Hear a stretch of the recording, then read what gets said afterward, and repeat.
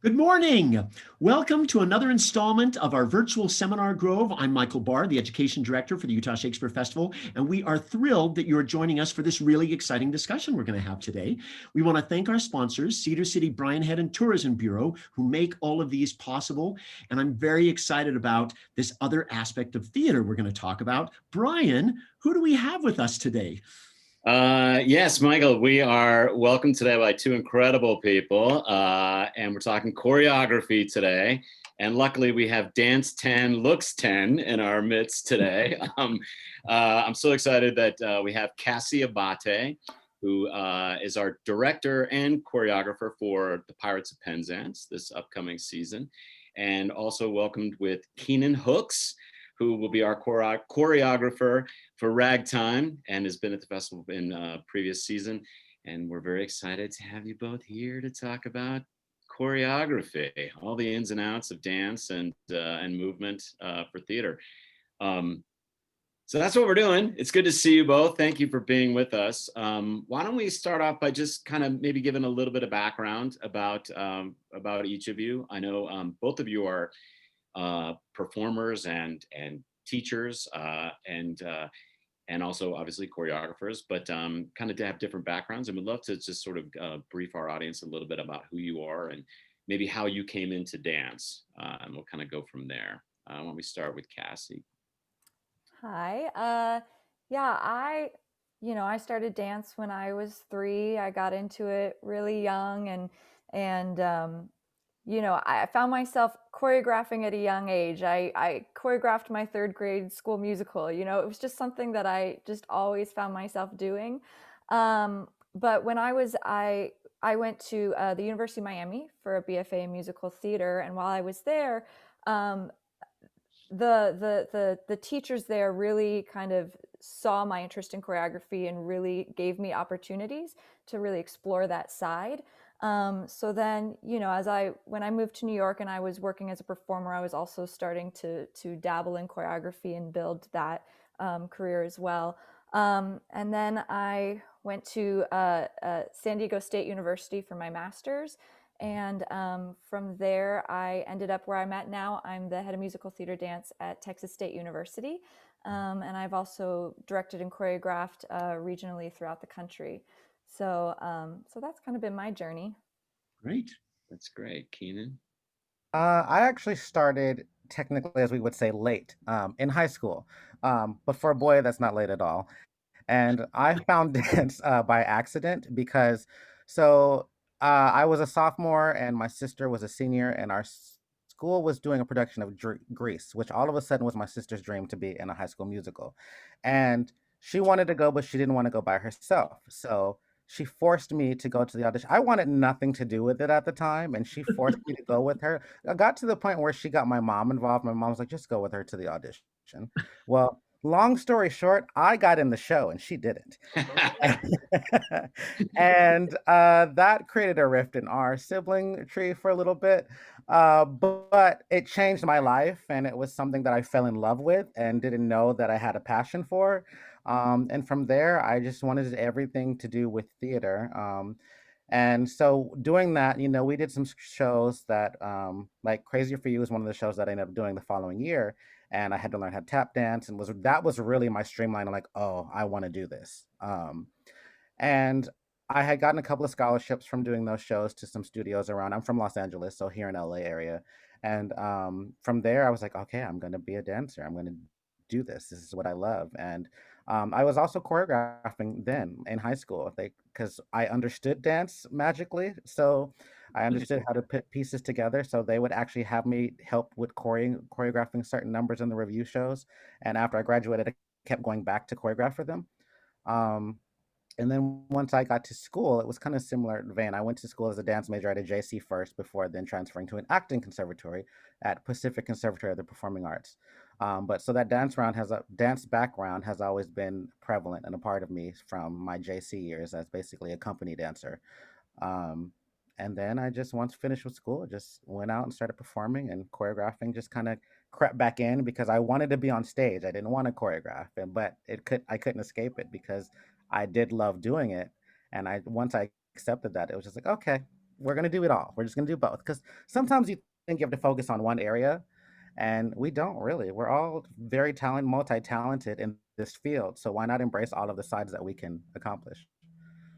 Yeah, I mean, well, first of all, I am a kind of a musical theater nerd, and I love it, and I like both of you. Kind of inspired at a young age to sort of, I just sort of gravitated toward musical theater more often, primarily before even like theater in general. You know what I mean? I was sort of drawn to it in junior high and then in high school, and don't by any means categorize myself as a dancer, but more of a mover. But I'm allured by it and fascinated by it. I mean, I can countlessly, I can count the thousands of times that I've seen West Side Story, like as a high school kid watching West Side Story and like going, oh my God, this is amazing,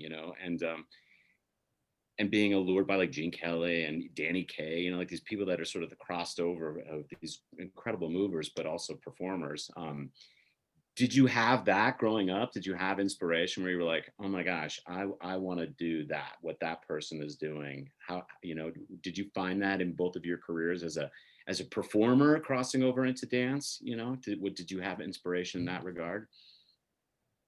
Well, I obviously same thing, grew up watching, Gene Kelly and all these incredible dancers. I had the opportunity 4 years in a row. I went to what was then Broadway Theater Project, which was at the time run by Anne Ranking, who just passed away, who is incredible. Yeah. And having that opportunity to work with her and see how she approached the art form, and the joy and the dedication and the discipline that she brought to the work, and getting to work, we got to work with such incredible people. Gwen Verdon came in, Gregory Hines came in, Ben Vereen, all these artists that early on, I was so young at the time that it really kind of was a turning point for me in inspiration and kind of the way that I envisioned the work moving forward.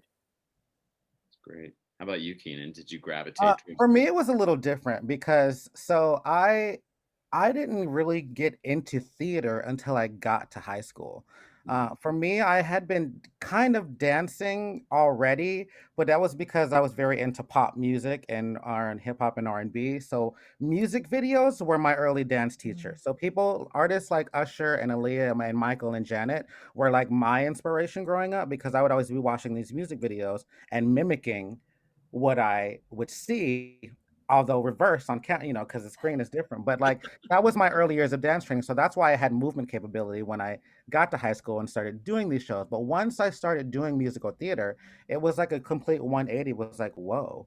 Because originally when I had started doing it and started dancing, I was like, okay, I'm gonna be, you know, in music videos. That's what I'm gonna do. That's gonna be my forte. And I even, while I was in school and as a dance major, I was signed with the management company that had me being backup dancer for like upcoming artists and stuff like that. So I was doing that for a while until I got bored with it and was like, no, I like musicals. What am I doing here?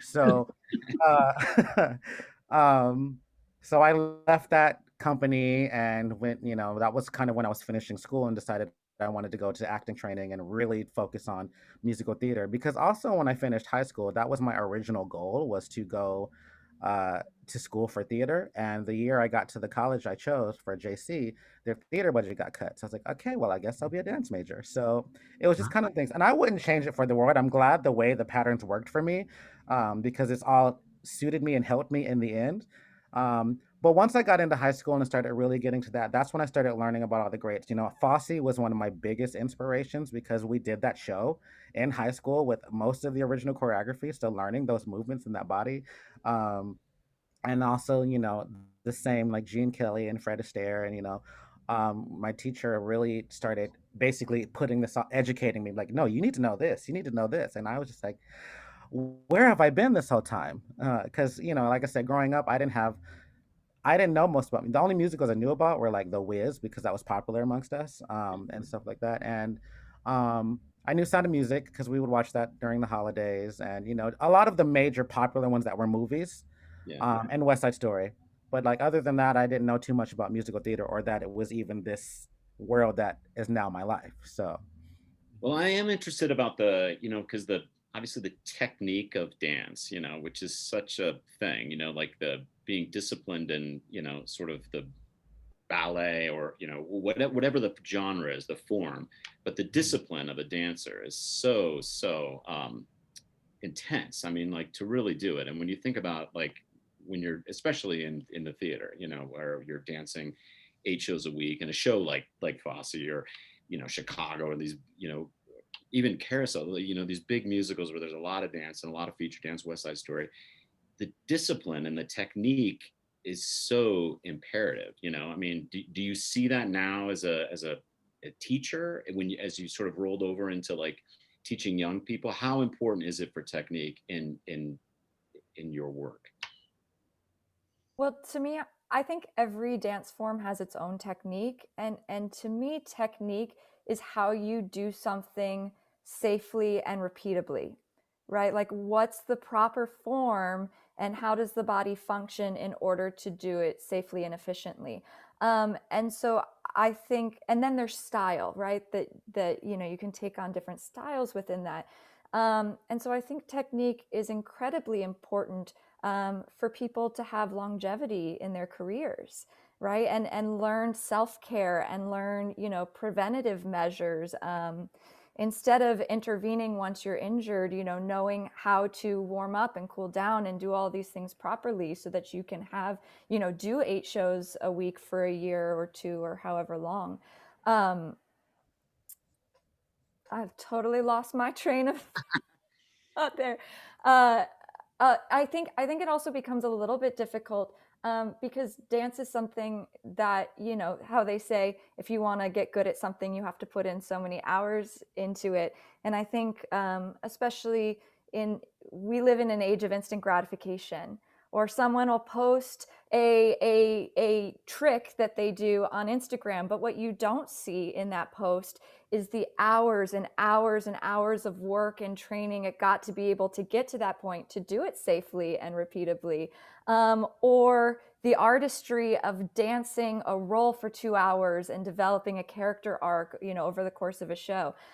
So I think as an educator, it becomes a game of retraining students that it's not going to be instant gratification, and to be willing to fail forward and try something and completely, fall flat on their face to get good at it. And that it's going to take time, and that it's a process. There's no end result. There's no moment where you're like, okay, now I'm done, right? The journey and the learning never stops. And so you kind of have to continue to remind them of that.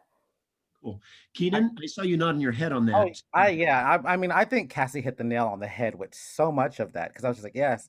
And with a lot of what she said, I tell my students that all the time. You never stop training. We're still training, even Mm-hmm. in what we're doing. We're still learning and training and through teaching and everything. But yeah, in this field, you're training for the rest of your life. It's just part of it.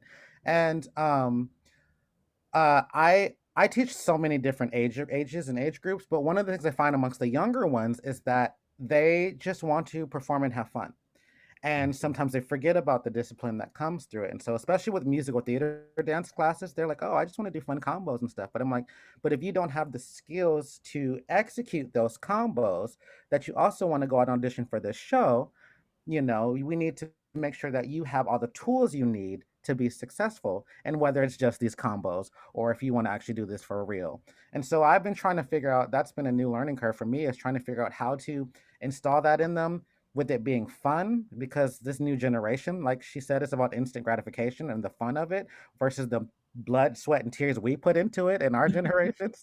uh, Trying to make it fun and be like, see, actually, it can be fun to do this technical stuff. I mean, yeah, I know you don't have ballet training, but let's make it jazzy at least and have it this, and then we can incorporate that into this combination or what. So, I just agree with everything that Cassie said because it was spot on. I Well, know there are multiple ways into this discipline. And so the question I'm going to ask now, there might be multiple answers to this, but everyone seems to have some type of association with dance. You know, they took a dance class when they were 8 years old, or they were doing this, or they're doing this. If you had teachers or students who were interested in learning, you know, I really love dance, I think I've got a gift for this, or my child has a gift for this, what would you advise? I mean, I've heard a lot of people say you've got to start with ballet and then you can go to modern, but we also know that people come in the other way. So is there a, what would be your advice to someone, say, hey, my daughter is in dance or my son is in dance and they want to, what's the best foundation that they need to do so that they can continue doing it? Brian, I know you have 3 daughters that are just, you know, in that stage right now. What would be your advice on the foundational level of getting them in? Like you said, it kind of varies, and I try to see what is it for when people tell me something like, well, what are they inspired by? What is like what got them into the idea? Because then you can help them based off of knowing their inspiration, what's going to drive them to want to actually follow through with it. And so you can say if you know if they saw they saw this production of West Side Story, and I was like, okay, well then they need to go take ballet, you know. Then I, or if they depending on what it is, oh, I saw this show, you know, this thing, it's called Hamilton, and it's great. I said, great. Then they need to take every style of dance under the sun, you know. You know, hip hop is a big base in that, but it just really depends on what they're inspired by. But I always recommend, if not ballet, because it's important for every form of dance, literally every form of dance. I also recommend a technical jazz based class because that's usually more fun than ballet is for a lot of the younger generations. But like I said, for it just depends. Cool. Great. I, Thank I you. agree with I agree with Keenan, right? And get into class and but also embrace. I think I think there was a faulty narrative that's disappearing in our industry that dancers have to be blank slates. We're not blank slates. We all bring in lived movement history. We live, you know, what we're interested in, how our bodies naturally move, what our own personal movement truths are. And so I encourage people to get into class, study different styles, but also to continue to embrace their own, you know, authentic movement truths, and to, because that's what's going to set you apart in an audition. Is like, yes, you're doing the style, it's not, it doesn't mean that you're taking it out of the style, but you're bringing yourself to it, and you're bringing your own authenticity to the work, and that's what makes it so, you know, special and unique. Well, you This might mentioned be, that early. Sorry, Michael. I mean, you mentioned that early on, you know, when you were talking about the technique, and, you know, it's very similar to, you know, I think of acting or Shakespeare or whatever, you know, you have these techniques inside it where, oh, I know this is an iambic, you know, a 11 beat line, and this is 10, or there's a shared verse line here, or whatever, these little sort of clues, but you're not thinking about that when you're doing it. You know, you get to that point where hopefully you're just inside it, where the technique becomes second nature and it becomes inherent in who you are. And dance is very similar, I think, in that regard, where the technique is that thing to do what you're describing, of just like keeping yourself safe so you can have a repetitive nature of it. But what you wanted to have is that, you know, inside it, where you're just like the person's individuality begins to come through no matter what the choreography, you know. And those that do it so well, it's so magical. I mean, it's just unbelievable, you know, where you can't see the technique. It's all just, you know, beautifully crafted, but the result is just so effortless. You know what I mean? And I love that, the harmony. But as a theater person, you're like, oh, I know that was hours and hours and hours and time and years in dance class as a young child to be able to do that triple pirouette, you know, or that split leap, or holding somebody and carrying them off stage. I mean, just like incredibly, the rehearsal is everything for that moment, you know. I did want to ask you both too, like how when you began to sort of step over into the choreography side of things, you know, was that petrifying for you? Was that hard?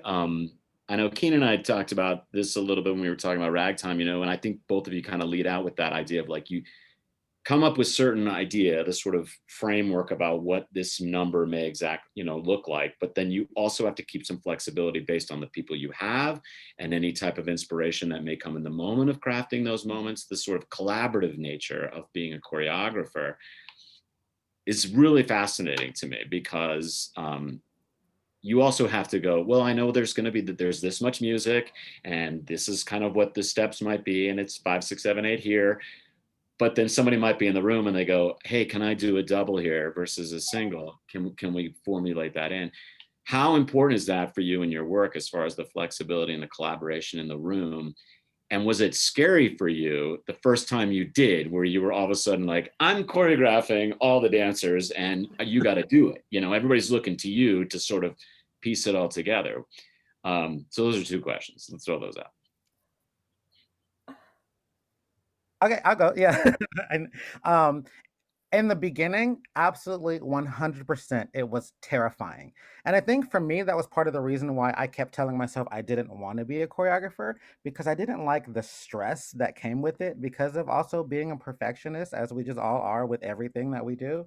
So I used to do it, and it was always gratifying once the show came to pass. And I was like, oh, that was great. That feels good. Oh, it came out great. People loved it. Oh, it felt good. And the next show come up, like, I got to go through this process again. But that was it for me in the beginning. Once I started actually choreographing full shows, because like I said in the beginning, I was just doing pieces here and there.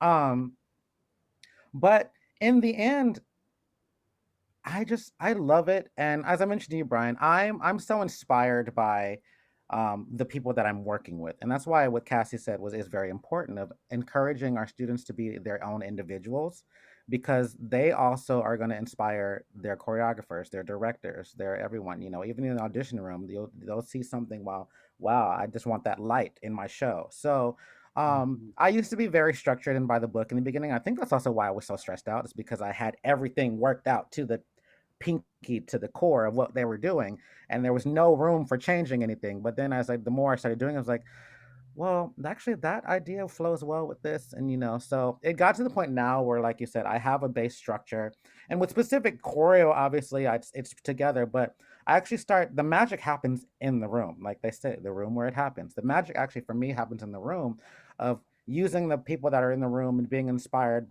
by, because they might also, I like to joke, and someone will do something a little differently than how I said it. I'm like, okay, dance captain credits over here, because we're gonna actually do it this way. We got a co-choreographer over there. I like that way. We're gonna switch it up. So it's just all about having fun and being inspired by. 'Cause in the end, we're all a team, and so what we can do as a team to make these shows happen, I find personally important, and it's gratifying for everyone in that regard. Cool. Cassie? I agree with what Keenan said. I found the same thing when I started choreographing that I did when I started teaching, which is there is an aspect of you have to fake it till you make it. Like when you first start, you're like, I don't know what I'm doing, and this is really scary, but I'm going to pretend like I know exactly what I'm doing, right? Because people are looking to you, to your energy, to establish what the room's going to be like. And so even if you're not feeling it, it's important that you kind of fake it till you make it. I also had a colleague of mine. He taught directing, and one thing that he would say to his students that just really resonated with me is every piece. It's not my masterpiece. It's a milestone. And that idea of like that everything has to be perfect and reach that perfectionism is the downfall of creativity, right? And so by being like, this is just the next milestone, it takes that pressure off of it and opens it up to be something really collaborative and wonderful. I think for me, the most important thing going into the room is that I understand what story I'm telling. What's the story that I'm telling in the show overall, but in this specific piece? Where do the characters start off, and where do they have to get to by the end of the number? And then, how much I come into the room with already established sometimes depends on how much rehearsal time you're given. If you have to put an entire show up in 10 days, you have to have a little bit more of it planned out than if you have, a longer rehearsal time when you can really create in the room. But if you know where you're going, then you're able to collaborate with the artists in the room and find out together how you want to get there. That's great, and leads me into the next thing that I'm just really intrigued by. Within the structure of a play, you have the director. Sometimes you have a music director, and then you've got this choreographer. And you're doing 42nd Street.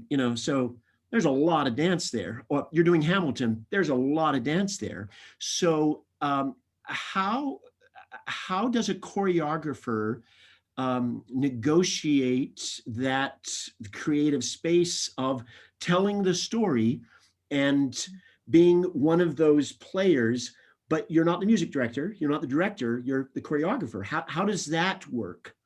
I think a choreographer is a very interesting and unique role, and one that I think sometimes is misunderstood or is not fully comprehended the scope of it. Because in theater, a lot of times you think, you've got creators and you've got interpreters, right? The composer and the lyricist create the score, and the musical director is interpreting that score.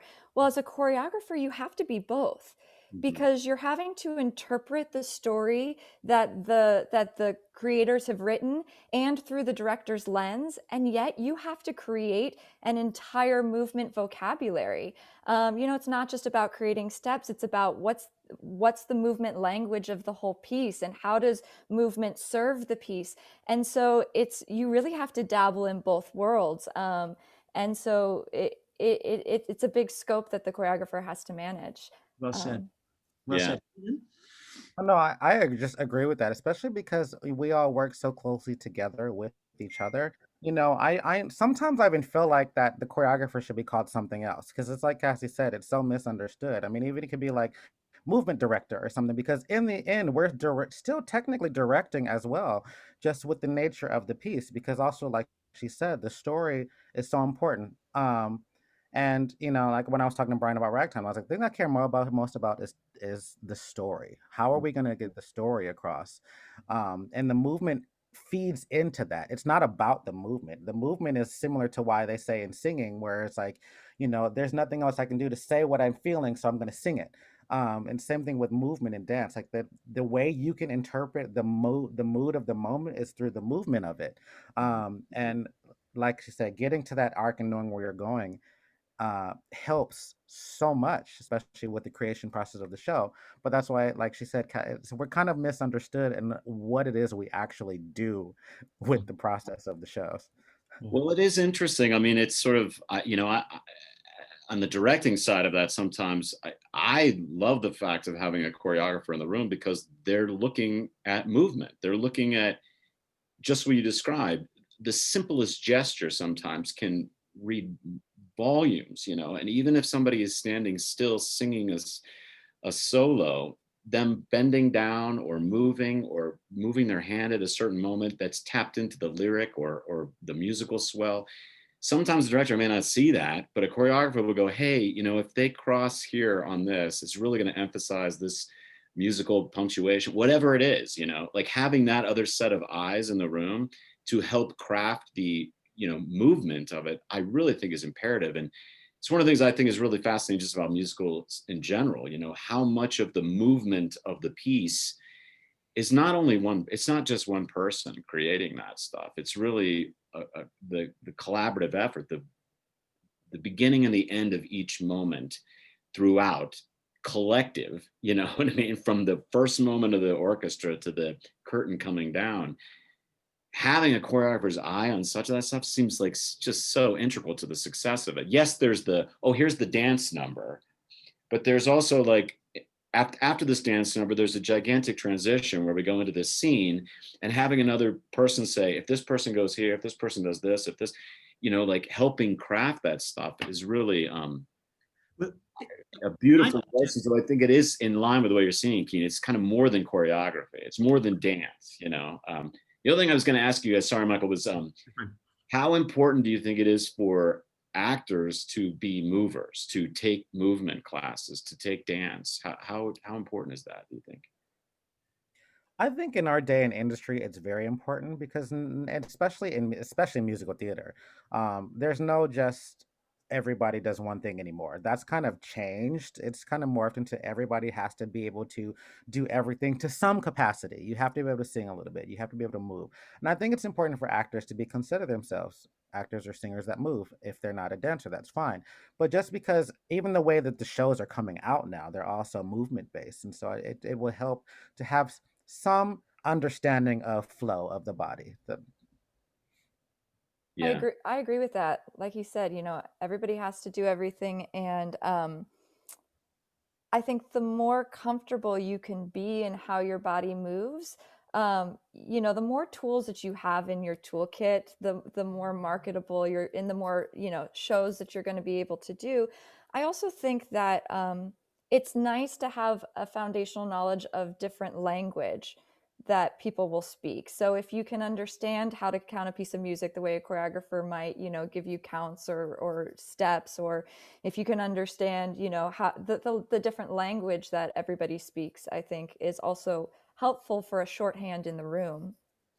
I was just going to say, when we were talking about those different collaborators, director, choreographer, musical director, as you're coming in, it is as if you are all speaking different languages. And so, as Brian was sharing, I love having just an amazingly articulate music director on one hand and this amazing choreographer together. And together, all three of us are directing it, because there are things that the choreographer is going to see that the two of us are not going to see. And there's things that a music director is going to see. And how that team comes together is really wonderful. Now, of course, you both directed too, and had to wear all those hats at the same time.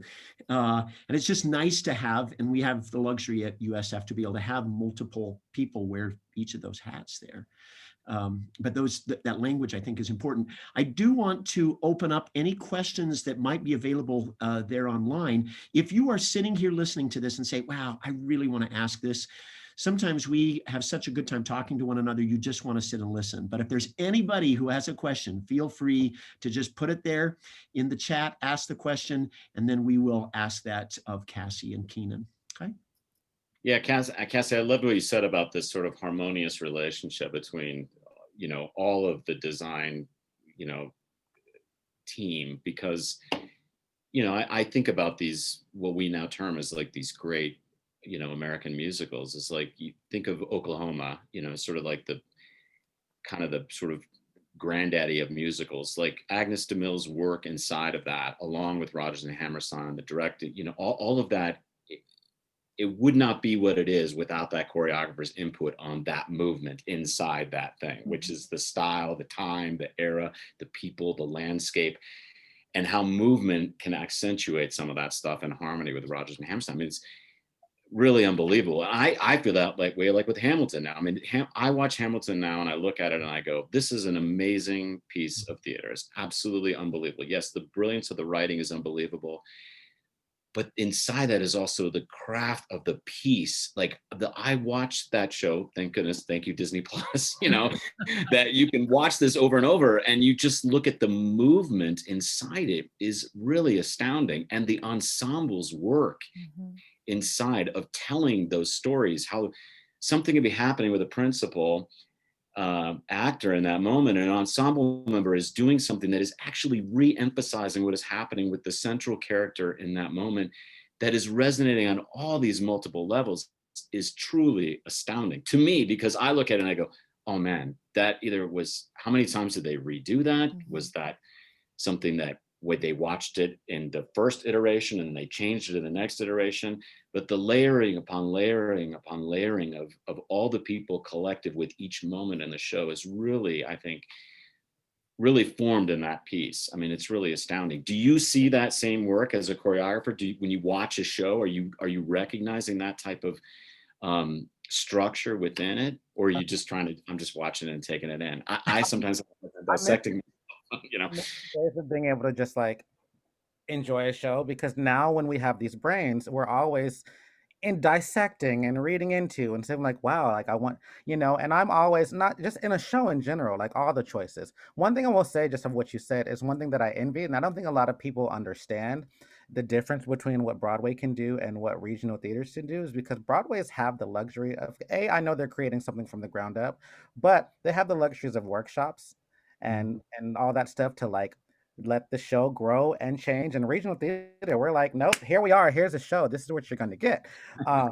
So it's a very different aspect of not having that, oh, this ran for a bit and that choreo does not work there, this moment can be better. Like, we don't have that luxury, we just have to get it there by the time we open our shows. But as to what you were saying, I do. I will watch a show and sometimes in awe and be in awe of like, wow, I love the way that they took that. Or sometimes like I feel like they could have done this and that would have helped. Like we always will have our own opinions. And they're not wrong or right. It's just the way that it's interpreted because that's what theater is. That's what art is. Yeah.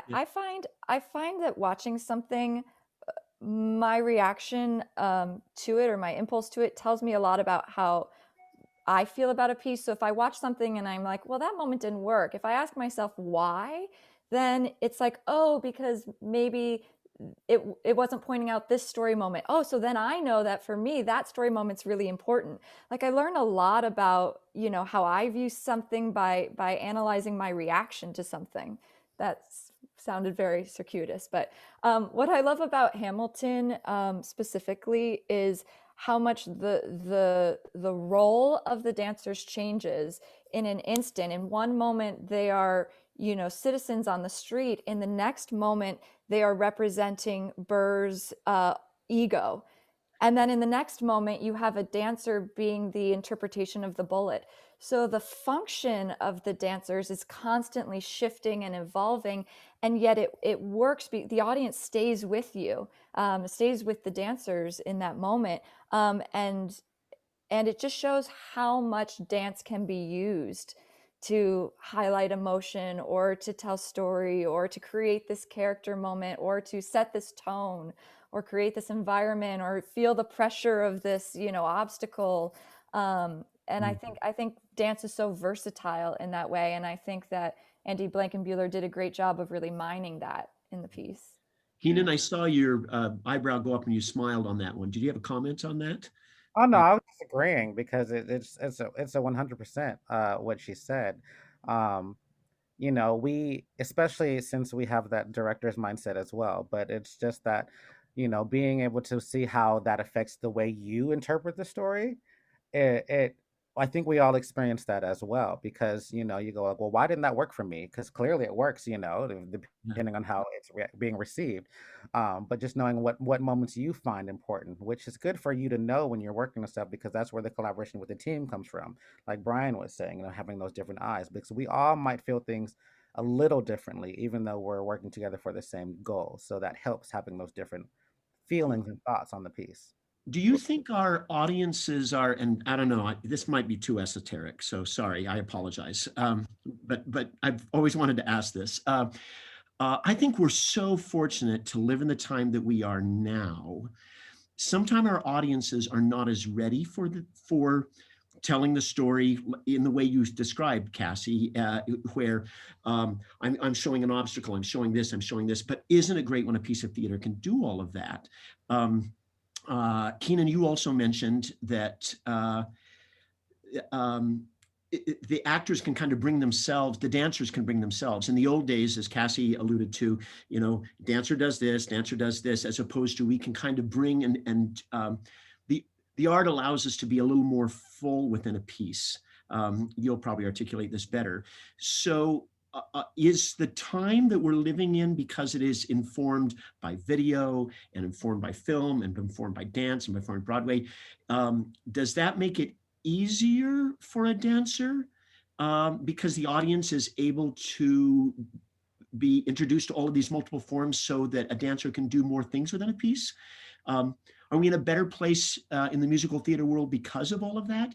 You understand what I'm asking? I mean, I think you really have to trust your audience. I think as long as you establish a convention at the beginning of a piece, the audience will go along for the ride. Mhm.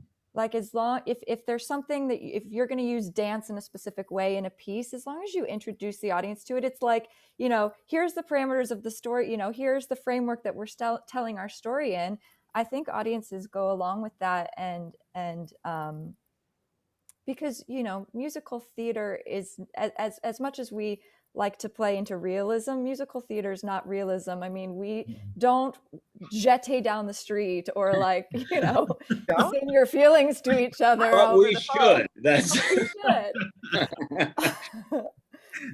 So you're already knowing that you're entering a world of theatricality and of heightened realism, and so I think audiences are willing to go along that journey. Yeah. Cool. I Keenan? also think it's Good helpful Sorry. because, um, you know, like Cassie said, we are now starting to use more ways to tell stories like that because a lot. It's also what comes down to the way shows are being written now. Whereas before, the shows are weren't always necessarily owing to the arc of the story as far as focus in when people were like, don't think about, okay, well, the dancers are just as important as what this is. You know, you're focusing on the main characters and what's happening, and of course, but nowadays the storytelling is becoming so important by what is everything that's happening else around it. So I think that helps us too. And like I said, if you set it up from the beginning of how we're going to go on this journey, I think the audience will just be along for the ride. Sweet. We've got some great questions coming in here. Bob is asking, please talk a little about the life of the choreographer in terms of being on the road a lot and moving around. Is that stressful? Does it wear you out? Is it fun? And I think both of you are privileged to not only just be choreographers and move around a lot, but you also, teach at institutions. But talk a little bit about the life of the choreographer and the dancer. Does it wear you out? And what do you have to do so it doesn't wear you out? So you can do that. For me, does it wear you out? Yes. It gets exhausting being on the go all the time, and we're especially working the regional theater circuit. It was where I might do a show in Utah, I might go to Oregon here, I might go to there. Um, but it's also the traveling aspect of it is fun. I think it's easier in the younger you are, but as you start to get older and start to kind of settle down a little bit, whatever that means to you, as far it gets harder, especially than once you start teaching at institutions because you're like, okay, I have to work out, can I leave for this amount of time to go work on this production? That's why a lot of us usually end up doing more summer stock because during the year we're busy with our other focuses of our teachings. But then sometimes something will come up and we go, okay, this is in January, that's where we're going to be doing this at the school, can I get away for that time? So now it's a different beast in itself of trying to figure out those dynamics because it's not as easy to just move around all the time anymore. I still love the traveling because we all like to travel and see new places and experiences, new cities and new people, and I don't think I'll ever get tired of that. Just for me personally, the amount of times I can actually do that now is different than in my 20s when it was like great, and I'm going to go here and I'm going to go there, and so yeah. Cool. Cool. Cassie? Yeah, I agree with that. I mean, I love being able to, like Ian said, on the regional circuit, like I get to not just visit a place, but actually get to sit down in a place for a period of time where I get to really get a sense of that place and the community and get to really feel what it's about. So that's really fun to get to move around. How many people get to travel around the country and get to have those experiences? I agree that, the older that you get, it becomes harder. For me, I have 2 kids, so logistics become a lot more tricky about where am I going to be, how long am I going to be there, are they going to come with me, are they going to stay home, right? But at the same time, I'm excited to get to introduce them to that world, and I'm excited to bring them to Utah and go hiking and do all of the amazing things. And so yeah, it's exhausting. I also find the choreographic process for me is extremely front loaded before rehearsals begin. All of the work of research and exploration of the story and development of concept of numbers and stuff. So it takes a lot of prep time, that again I don't think people are always entirely aware of. Cool. Well, it is a sort of, so athletic. And that's one of the things I think sometimes people who are not necessarily involved with the theater don't really grasp, that it's not only dancers, but just like being in the theater it's an athletic endeavor. I mean, the amount of time that you put in physically is a lot, even just standing mentally, so when you see these dancers who are doing that, 8 times a week, and kind of goes back to that, it's you're training athletes, and I Yeah. don't know. It kind of leads into this question that someone put in the chat about, can anybody be a dancer? It seems that maybe there's a perception that you have to be or look a certain way to dance. Do you think that's changing? We dance before we walk. I mean, we as human beings are built to dance. I think everyone dances. We all dance. I think anyone can be a dancer. I think if you have a certain, desire or style of dance that you want to do or career path that you want to go on, like with anything, there's Mhm. training and education that goes along with it, but we all dance. Everyone can dance. Yeah. I agree 100%. And I can even use myself as an example for that because if you look at all the things that people say and think dancers are supposed to be, I don't tick any of those boxes. Like any, I mean, I've always been heavy set. I am pigeon toed and flat footed. So like when I was in my early training days, it was the worst because on my feet do this. So having to make them do this and learning different things and like they're like pointing your foot and I'm like, I am, but I'm flat footed, so you can tell. And so for me, it was a very hard struggle in the beginning, especially because I heard a lot from people that I can't. But the thing about it is that I loved doing it. And so you'd watch me dance and you go like, sometimes for it would erase, oh, he may not have the best feet, but just look at him. And that's why it goes to what Cassie and I were saying earlier about encouraging everyone to bring their own individuality to it, because that's ultimately what comes out. Yes, we worry about the technique and stuff, but it's about seeing that light that shines on stage or in the room that helps you s- move forward into this industry and this business. I stumbled on my words a little bit, but I think you understand what I'm trying to say. It's just so I agree. I think anyone can, if you want to do it. Well, it's interesting. I mean, I love that because I agree 100%. I've always felt that even with singers, where I'm like, everybody can sing. I know some people sing better than other people, but you know, everybody has a voice. Everybody, and same with choreography. I it's sort of, Cassie, what you were saying about look up. You don't look at this. Don't look at my feet. Look up here. Like, because this is the personality, the life inside of the movement, and I love that you guys think that way because I absolutely 100% agree. And it's also sort of like the celebration of humanity. You know what I mean? It's just like, I love, Cassie, that you said everybody starts moving, and it's true. You do. And um, But both of you, I know because we talked about this before, both of you are actually teaching classes that are not just to dancers, but Keenan, you're teaching a class to seniors. So talk a little bit about the power of dance, what dance does to us physically, from especially in this COVID time that we're all trapped in, right? There's something about dance that kind of elevates us, correct?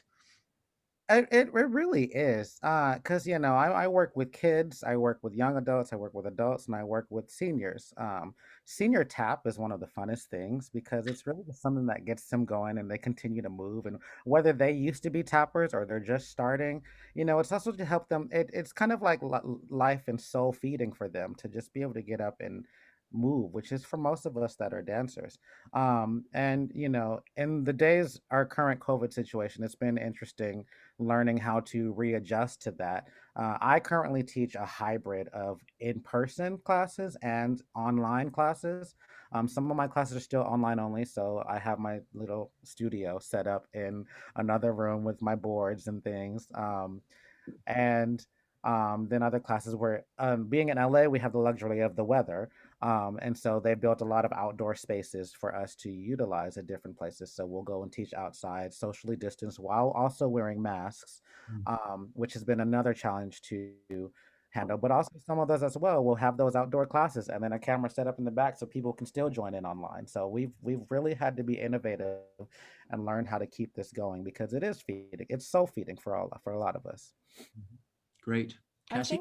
I think our bodies hold on to things. Our bodies hold on to stress, hold on to trauma, hold on to emotion. And so being able to move through that and express that, I think is really important, especially in the times that we're in right now. I had to talk a lot for any dancers that are out there going, through COVID right now. Our bodies are not in the same place that they were a year ago. COVID happened, quarantine happened, we've all had limitations and restrictions or whatever. But I think it's really important that in this time we all celebrate what our bodies have done for us to get us through this past year, and how special our bodies are in allowing us that, and to celebrate that, and to not feel like I'm trying to get back to something, but I'm moving forward towards a new norm. So I think that's really important that we celebrate our bodies and embrace, moving forward from where we are. I'm teaching from home right now, so I'll just turn my camera over. I've got like my mirror and my tap floor set up. I got like a big television screen over here that I can project my Zoom screen on so I can see all the students. So, we're theater artists, we're creative. We all find creative ways to make it happen. Oh, I love it. We saw that with the high school shakes competition, which was all virtual, and the dance component of that was incredible to look at some of these things, because everybody was so inspirational, and they were coming up with just like these great things, or they were dancing in a parking lot and they were all spatially apart, or they were in their living room, or they were in their bath. I mean, it's so cool. Great restriction creates great creativity. You know what I mean? The neo-futurists say creativity lies within limitations, and I totally believe that. I wanted to ask you both two questions. One, what is the one show that you look at that you go, that your favorite sort of, I guess we'll call it music, or piece of music that involves choreography, I guess, so without sort of categorizing, what do you look at as like, that is my favorite dance musical? And the other question is, what is the one show you both want to work on as choreographers, either as director, choreographer, or be inside? And those answers may be the same. So just curious about that. I mean, that's kind of hard. But at the same time, and for me, I guess it goes, what was my biggest inspirational moment? And for me, that was 42nd Street, because I was just learning how to tap dance to do Crazier for You, and we were doing the original Susan Stroman choreography. And so coming into this, having never tapped a day in my life, it was so difficult. I was 17 in high school and didn't really know what I was doing. And my drama teacher took those of us that she saw as the promising ones to the national tour of 42nd Street. And that was such an eye-opening experience. A, that it was a show about the ensemble girl becoming the star. I mean, and as a I'm sorry, what? So I that like just floored me, and be like, hey, the tapping in that show is the tap show of tap shows. And so as someone that was learning this art form, it was just so awe-inspiring for me to witness and go, yep, this is what I'm doing with my life, you know. Um, and so for me, I would say for that, it was definitely 42nd Street is the show that I look at, because it was that first inspirational spark, a moment into this field that I had that truly made me understand this is what I want to do with my life. As far as a show that I want to work on, um, I'm fortunate to have ticked some of those boxes, but I think for me a big one that I still really want to work on is In the Heights.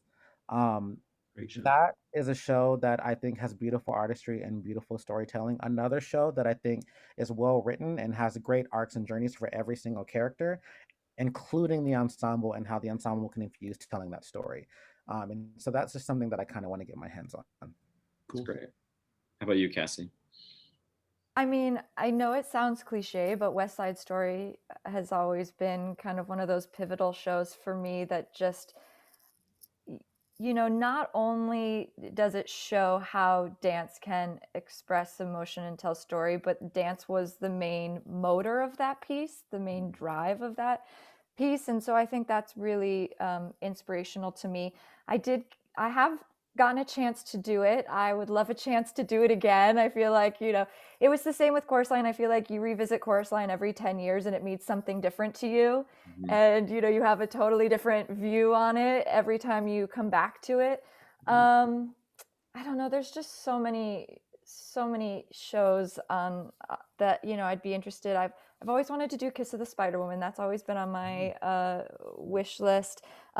I've always wanted to choreograph 42nd Street, being primarily a tapper. That's always been one that's like, again, like you said, it's the tap show. Like if you're going to do a tap show, you got to do 42nd Street. So I don't know. There's a lot of shows that are on my wish list, but I think I just like, even with shows that I remember, I got hired to do a season and they're like, we're doing Man of La Mancha. And I was like, I don't really know that show and I don't know how dance incorporates. And it ended up being one of my favorite experiences to really delve into how dance could be incorporated into that storytelling. So you kind of find a way to fall in love with each piece that you're working on, and get excited about each piece. How about you, Michael? Me? Yeah. You're asking me? Yeah. What's your favorite? Like, what was something that inspired you as a dance musical when you were, you know? Oh, okay. All right, good. I was getting from my dance perspective, Sure. because you don't want me teaching dance, but but so I'll share it this way. I have been fortunate because I was told by Fred C. Adams, if you want to be in this industry, you need to know how to move.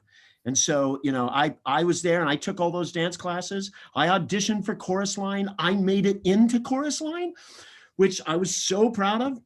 And apparently the audience was rooting for me. I got rejected. I helped our TNA girl get changed every day as well. So I played both. That's a story for another time, I'll do that Michael. another time. Yeah. But yeah, for me, dance is so important, and it's important as an educator. I want every kid who goes to any of our program to know and have a dance experience. I mean, full on dance experience, and know they have to dance. And again, I already told you, I like the choreographer at one side and the music director at the other side, and all three of us direct the show together. I love those old Once Upon a Mattress. Do you know it? It's a great show with so many movement pieces in it. I mean, if you do that chase around at the end with the whole dance company, clap, clap, clap, clap, clap, just really gorgeous. You really want to know what my best. We got these pros here, and you're asking me. Well, I was curious. You're here on the panel, you know. All right, I'll tell you. It's the best play ever written. It's inspirational. I had the same Keenan experience with him. I watched this and it changed my life. And it's Pippin. Pippin is the greatest. And everyone says, and that's because they're caught in the 70s. But you got Ben Vereen there. You've got the man. I mean, he turned that show into, that choreographer turned that show into something that it wasn't, right? You know what I'm saying? Yeah, totally. So glad they filmed the version of it. You know what I mean? It's just like seeing that. Well, and then when they reinvented it and it came off of Broadway again in another dance reinvention, I mean, yeah, it's a perfect combination of dance, music, and storytelling where yeah. So if you must know, Pippin. Yes, thank you. Well, that's great. Yeah. Ryan, going back to what you said about like, can anybody be dancers? What I love about Bob Fosse, we have a saying at Texas State that the things that you think are your weaknesses are your gold. And, you look at somebody like Fosse, it was like, well, he was pigeon-toed, so he created a style that was turned in, he was going bald, so he, wore the bowler hat. He didn't like his hands, so he put gloves on. Like, he took everything that people would say aren't the right for a dancer, right? All those imposed restrictions that shouldn't exist. And he turned them into something that changed not only the face of musical theater, but pop culture. I mean, how much of pop culture has been, inspired by Bob Fosse? Yeah, I was going to say that too. I didn't say his name because I was talking among friends, but the audience needs to know that Fosse also did Pippin. Yeah. Sweet Charity stuff. When I saw that Sweet Charity on film, first of all, what on earth is going on with that? But then I saw those dance stuff and I went, whoa. And I would show it to my kids. Mind blown, man. That Pajama Game. Oh my gosh. Well, it is interesting. I mean, like, I love that you mentioned that, because I do think, like, in some ways, some of those moments are the most inspiring for those that also can't dance, that they can see themselves in that, and I was gonna say, Keenan, when you were talking about that, starting flat-footed pigeon-toed, I was like, well, Bob Fosse would have loved you. You know what I Well, mean? and that's Because why he was. I know you as a mover too, and you can move, like anybody I know, and it's amazing. But I also think of uh, like seeing like Michael Jeter in Grand Hotel and like using Tommy Tune stuff as like somebody you don't expect to be like a huge mover, and it's like that moment in We'll Take a Glass is just amazing how they formulated that into the show. And obviously Michael Jeter is also kind of a mover, but someone you don't really expect to necessarily be a so-called quote unquote dancer, sort of accenting that and making it something, unbelievably beautiful. I mean, Zero Mostel, I feel like that too in some ways, you know what I mean? It's like somebody you don't really believe it might be a mover and you're like, holy cow, it's like all over the place, you know what I mean? Um, Well, yeah. it goes back to how we started here.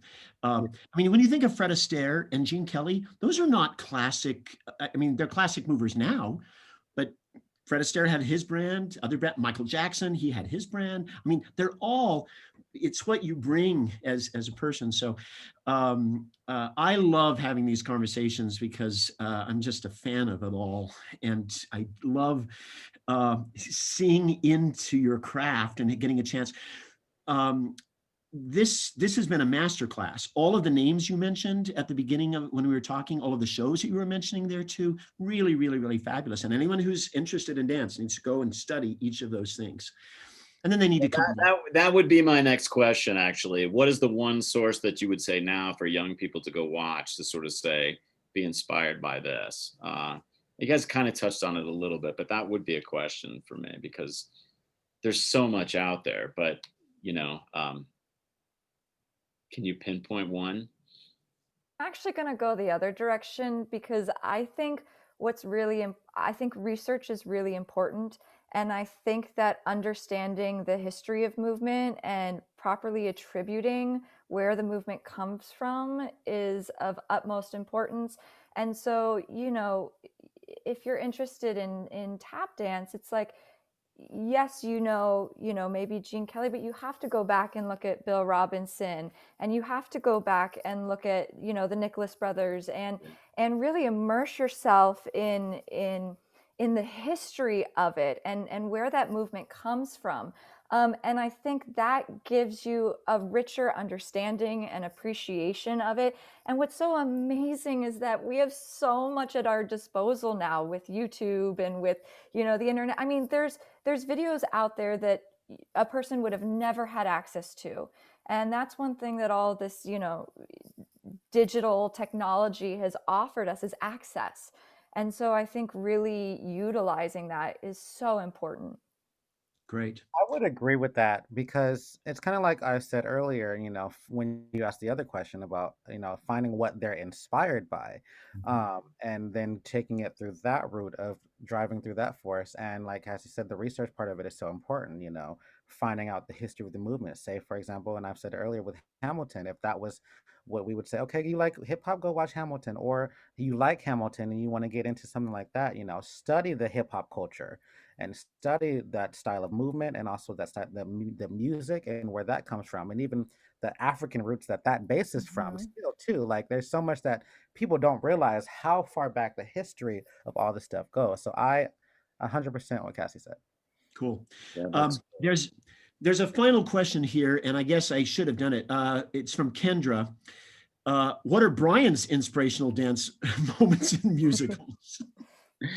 my kids dancing. That's inspiration for me.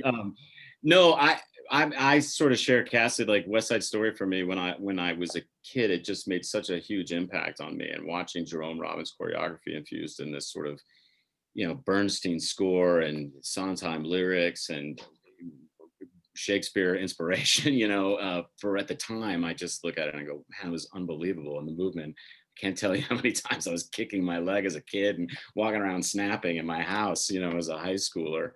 I really loved it because it was more than ballet and more than jazz. It was sort of this other life thing, and I was really inspired by that. But then like Keenan about movie musicals really kind of that was a lot of me. Like I love An American in Paris. I love that movie.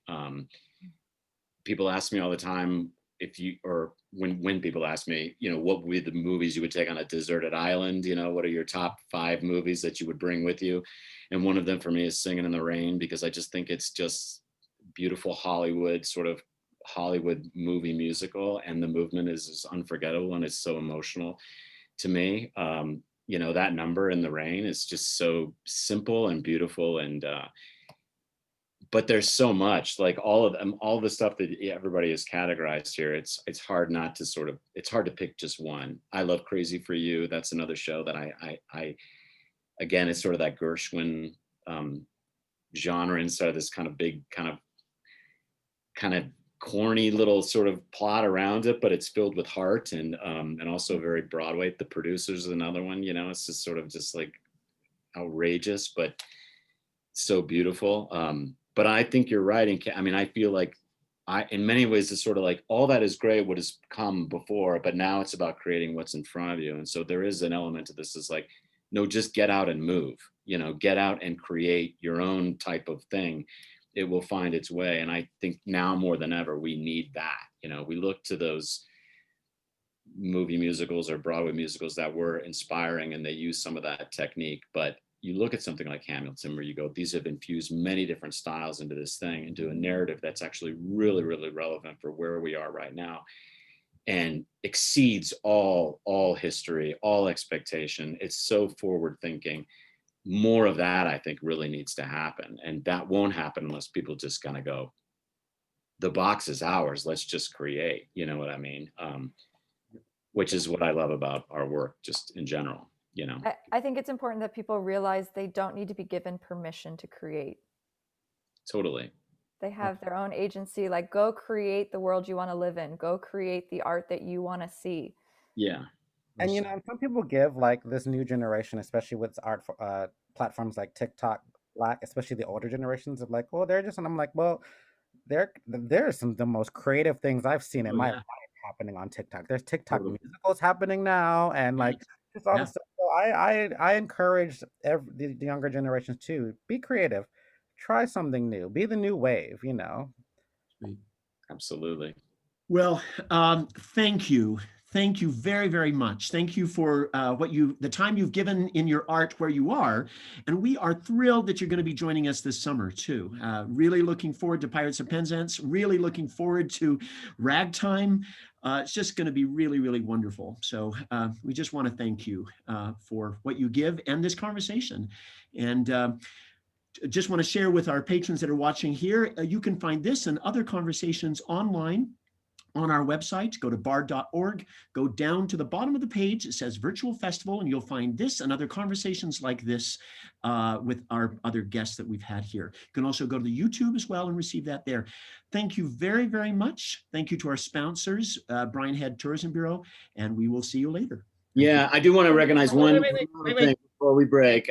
First, I want to say thank you both too. You guys are amazing, and thank you to Christine Rowan, who was originally going to be with us. Also, Christine's our choreographer for the Green Show, and she unfortunately couldn't be here due to some scheduling and an opportunity that she definitely should have taken. And we miss her, but are thinking of her. And she's choreographed Guys and Dolls for us and Big River, and will be here this season in the Green Show. And hopefully, we'll get her on another panel.